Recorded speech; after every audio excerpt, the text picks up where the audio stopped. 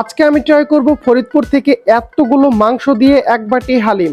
এর মধ্যে মাংস পেয়ে যাবেন খুব ভালো পরিমাণে, তাও আবার এত কম প্রাইজে। একটা ইন্টারেস্টিং বিষয় হচ্ছে এই হালিমের দামটাও কিন্তু খুবই রিজনেবল, মাত্র 50 টাকা থেকে শুরু হয়েছে। এই মজাদার হালিম খাওয়ার জন্য আজকে আমি চলে গেলাম ফরিদপুর নিউ মার্কেট রাই প্লাজার সামনে।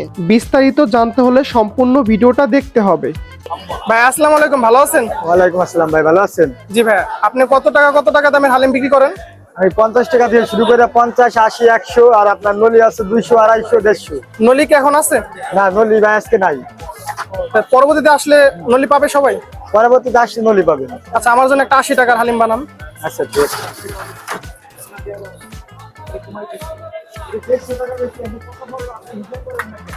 80 টাকা কত পিস মাংস যাবে? ভাই এটা তো ছোট পিস, তো এটা তো ধারণা নাই। এটা কি মিক্স মাংস তাই না? তারপরে আপনি 7-8 পিস তো পাবেন নরমালি।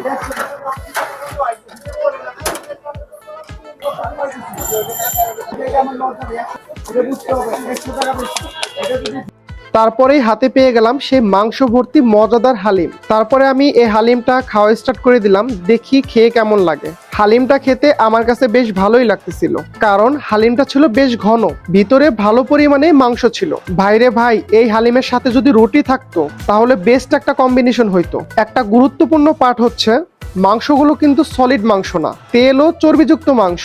তারপরে আমি হালিমের মধ্যে লেবু নিয়ে নিলাম, কারণ লেবু দিয়ে হালিম খেতে অসাধারণ লাগে। আমার হাতে যেই বাটি দেখছেন, এই এক বাটি হালিমের দাম ছিল মাত্র 80 টাকা। এইখানে 50 টাকা থেকে শুরু করে 100 টাকা পর্যন্ত হালিম পেয়ে যাবেন। একটা কথা বলি, আমাকে 80 টাকায় যেই পরিমাণে মাংস দিচ্ছে, আমার মনে হয় আমাকে একটু বেশি দিয়েছে।